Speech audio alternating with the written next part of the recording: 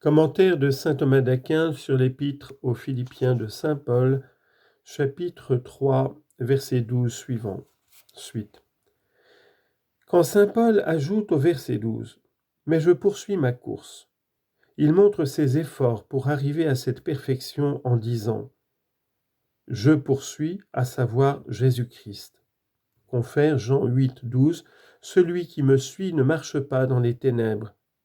Et Jean 10, 27 « Mes brebis entendent ma voix et elles me suivent ».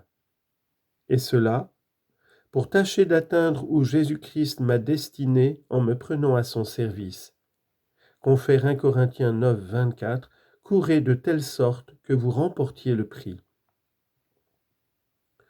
On objecte que Dieu est incompréhensible, puisqu'il est dit, en Jérémie 31, 37, « Si l'on peut mesurer le haut des cieux et sonder la terre jusqu'au plus profond de ses fondements, alors j'abandonnerai la race d'Israël. » Il faut répondre que comprendre est dans un certain sens renfermer.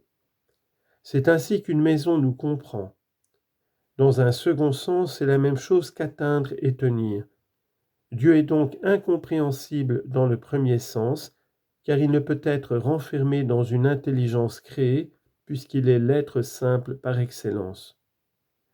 Nous ne le voyons pas en effet, et nous ne l'aimons pas autant qu'il est visible et digne d'amour, de même que celui qui ne connaît pas une démonstration ne sait pas en vertu de la démonstration, mais par voie d'opinion. Mais Dieu se connaît lui-même parfaitement tel qu'il peut être connu, et la raison en est qu'une chose est connue selon le mode de son être et de la vérité infinie, tandis que la lumière a ses limites déterminées. C'est aussi ce qui fait dire à saint Paul au verset 12, pour tâcher de saisir au moins de quelque manière.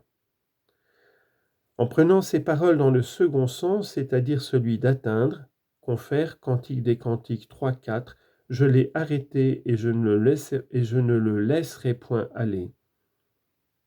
Verset 12, « Où Jésus-Christ m'a destiné en me prenant à son service ». Ces paroles s'entendent de trois manières. Toute la gloire, en effet, est dans cette compréhension de Dieu, c'est-à-dire quand Dieu deviendra présent à notre âme. Mais tous ne reçoivent point une égale portion de béatitude, car il en est qui voient plus clairement, comme il en est aussi qui aimeront avec plus d'ardeur, et qui auront une joie plus abondante. Chacun obtiendra donc une mesure déterminée, et la règle sera la prédestination divine. C'est aussi pourquoi saint Paul dit au verset 12 où Jésus-Christ m'a destiné, en d'autres termes, je désire atteindre dans la mesure qui a été disposée pour moi par Jésus-Christ. Ou encore, je poursuis pour atteindre, ainsi que moi-même je suis atteint, comme s'il voulait dire, en sorte que je le vois comme il voit lui-même. Confère 1 Jean 3, 2, nous le verrons tel qu'il est, c'est-à-dire non par similitude, mais dans son essence. Ou bien je poursuis afin d'atteindre en contemplant Jésus-Christ glorifié, et comme je fus atteint moi-même, c'est-à-dire dans cette gloire qui m'est apparue au moment où je me suis converti.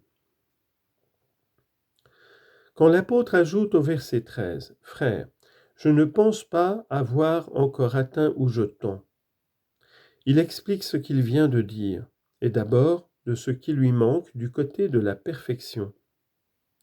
Ensuite de ce qui lui reste à faire au verset 13, « Mais tout ce que je fais maintenant ». Il dit donc au verset 13, « Frères, je ne pense pas avoir encore atteint où je tends ». En d'autres termes, je n'ai pas cette présomption de m'attribuer ce que je n'ai point, mais je poursuis, ce qui peut s'entendre de trois manières.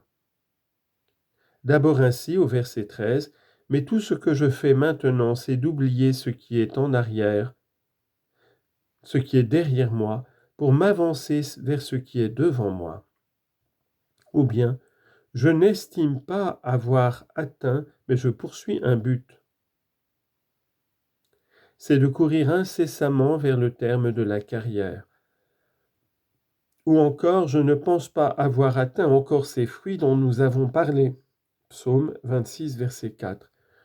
Je n'ai demandé qu'une chose au Seigneur et je le rechercherai, c'est d'habiter la maison du Seigneur.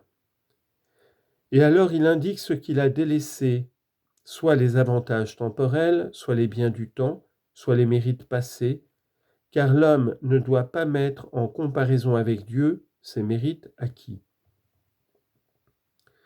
Il indique ensuite le but vers lequel il tend, à savoir m'avançant vers ce qui est, à savoir ou vers ce qui appartient à la foi de Jésus-Christ, ou vers des mérites plus grands, ou vers des récompenses célestes. Confère Psaume 83, verset 6, il médite dans son cœur les moyens de s'élever. L'apôtre dit, m'avançant, car celui qui veut saisir un objet s'étend autant qu'il le peut. Le cœur doit donc s'étendre par le désir. Confère Sagesse, chapitre 6, verset 21, le désir de la sagesse conduit au royaume éternel. Mais à quoi tend l'apôtre? Verset 14, au prix de la félicité du ciel qui est le but et la récompense de celui-là seul qui court. Confère 1 Corinthiens 9, 24, tous courent, mais un seul remporte le prix. À ce prix ai-je dit que Dieu m'a destiné et qui appartient à la vocation céleste dont lui seul est l'auteur. Confère Romains 8, 30, et ceux qu'il a prédestinés, il les a aussi appelés.